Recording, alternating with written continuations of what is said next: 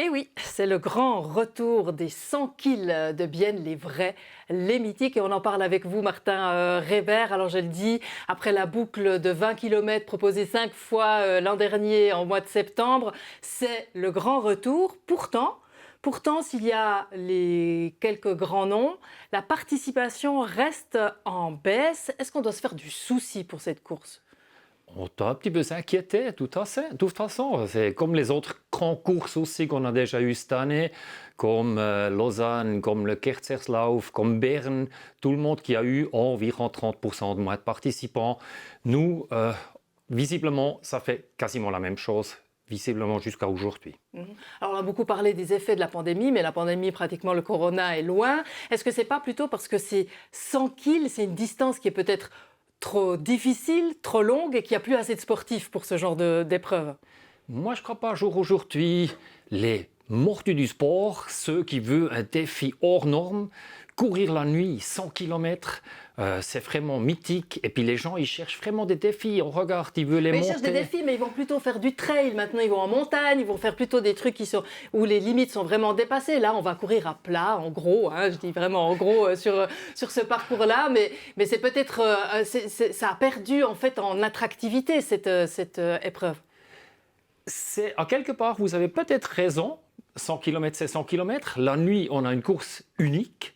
Mais je pense que c'est quand même quelque chose de mythique. Courir la nuit à travers la foule, ils sont dans tous les villages, les gens. Et puis peut-être on doit à nouveau trouver une nouvelle normalité. Et puis laquelle c'est, on ne sait pas encore jour aujourd'hui. On est non-stop en train de regarder qu'est-ce qu'il faut innover, qu'est-ce qu'il faut changer. Alors on est en train déjà de réfléchir pour 2023. Alors, vous l'avez dit, innover, ça veut dire que là, on reste dans la tradition. C'est ça, on n'a rien changé parce que ça marchait avant. Actuellement, on est encore dans la même chose. On ne pouvait pas tout faire en même temps. Comme vous avez dit, depuis le mois de septembre jusqu'à maintenant, très peu de temps. Normalement, on a une année. Cette fois, on a 8 mois à mettre quasiment un nouveau parcours sur pied. Les volontaires qu'on avait avant, il y a plusieurs qui ont dit « Ok, c'est directement une coupure pour nous, je pense, j'arrête ». Alors on cherche des nouveaux volontaires. On a trouvé beaucoup de monde déjà. On est toujours en train de chercher. Alors c'est vraiment Donc les gens peuvent encore s'inscrire jusqu'au dernier moment pour venir vous donner un coup de main. Les gens pour se donner un coup de main et les gens pour courir. On aimerait bien les deux encore. Alors Martin Reber, il y a quand même un fait, c'est qu'entre 2019 où le budget était à un demi-million et celui de 2022 où on est peut-être un peu plus qu'à 300 000, il y a une grande différence. Donc ça veut dire qu'on doit économiser, mais à quel prix et surtout où on enlève des choses? Alors, on doit économiser un petit peu partout. On a vraiment optimisé beaucoup de choses, plusieurs petites choses pour ramener un petit peu plus d'argent et puis pour moins dépenser surtout. Alors, dans les ravitaillements, on sait correctement notre ravitaillement, c'est le nul plus ultra, je pense. Quelqu'un qui m'a dit ça une fois. Et puis, nous, on est fiers de ça. On ne voudrait pas enlever quelque chose de la nourriture sans les achats qu'on a fait, on centralise autrement, on cherche de sponsoring, ainsi de suite, tout Ça ça. veut dire que vous donnez moins aux concurrents, ils se retrouvent juste avec une petite barre de céréales maintenant ou... Ils sont la même chose comme les autres années, sauf nous, on a dû faire dans les achats ou dans les récoltes des choses, un petit peu des autres manières de procéder, chercher du sponsoring, ainsi de suite. Alors d'accord, alors là on comprend bien, là on peut peser sur les économies, mais ça veut dire aussi au niveau du personnel, vous avez moins de bénévoles. Donc là, est-ce que ça veut dire que maintenant vous avez des gens que vous surchargez de travail? On compte sur les gens vraiment de bien travailler et puis on sait qu'ils font ça. On a moins de monde, alors on doit répartir sur ces peu d'épaules quasiment la même charge, mais on cherche des logistiques que ça fonctionne aussi plus simplement. Alors, on ne pense pas que quelqu'un qui fait un burn-out chez nous avec une surcharge de travail. Peut-être que c'est vous qui faites le burn-out, Martin Reber, puisque vous l'avez dit, peu de temps, septembre en juin. En plus, il y a souvent des imprévus, des difficultés qui viennent se mettre en place, des mauvaises surprises au dernier moment, comme par exemple tout ce qui tourne autour de la gestion de la Tissot Arena. Ça n'a pas été simple pour vous. Rien qui était simple. Encore une fois, on a dû parler avec les autorités parce qu'on a dû mettre des nouveaux chemins sur pied, les communes qui doivent nous accorder, la police, les pompiers, la protection civile, le militaire. On a tout dû renégocier à nouveau parce que 2 ans sans ça, sans notre grand parcours, c'était quand même une tâche assez lourde. Et puis, vous attendiez à ce qu'on vous déroule un peu le tapis rouge en vous disant bravo, c'est super, les 100 kills reviennent, ça fait du bien à la ville? Ça c'est très chouette si c'est comme ça, mais malheureusement c'est pas tout à fait ça. On a vraiment dû investir beaucoup de discussions.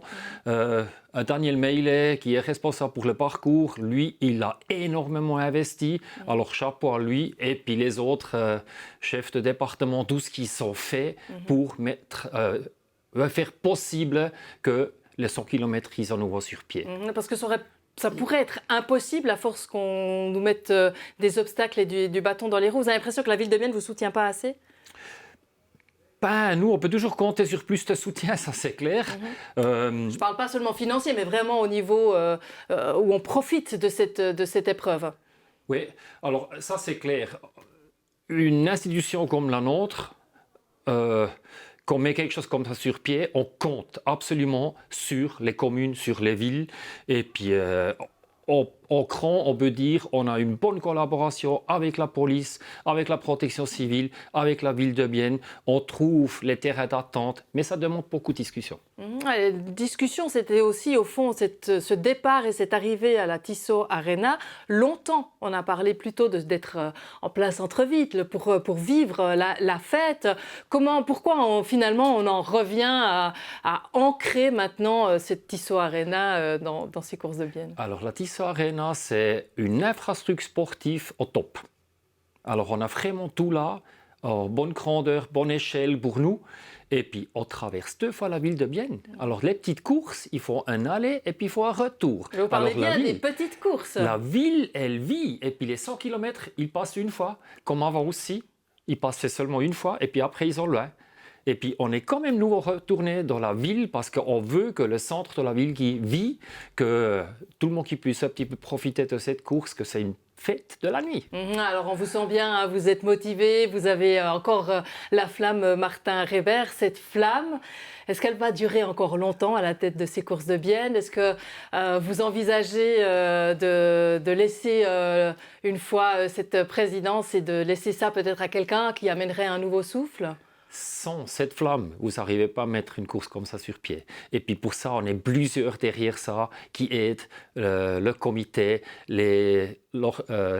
l'organisation du comité, tout le monde qui tire à la même corde. Et puis voilà, une fois mais pour moi, c'est la aussi... flamme, elle est encore là? Elle est encore là, mais pour longtemps? Une fois, elle veut être finie. J'ai encore un montant jusqu'à fin 2023, alors on verra après. Donc, on en reparle en 2023.